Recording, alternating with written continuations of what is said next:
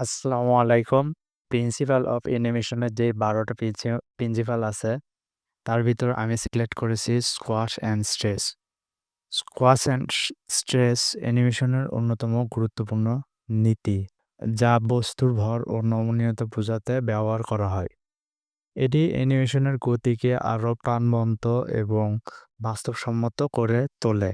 Squash: যখন একটি বস্তু কোনো শক্তি দ্বারা চেপে যায় বা আঘাতপ্রাপ্ত হয়, তখন সেটি চ্যাপ্টা হয়ে যায়। উদাহরণ হিসেবে এখানে আমরা একটা কার্টুনের 2D অ্যানিমেশন করেছি। আ সে ১ম এ স্থির থাকে, এরপরে যখন তার শক্তি সঞ্চয় করে, তখন একটু চ্যাপ্টা হয়ে যায়।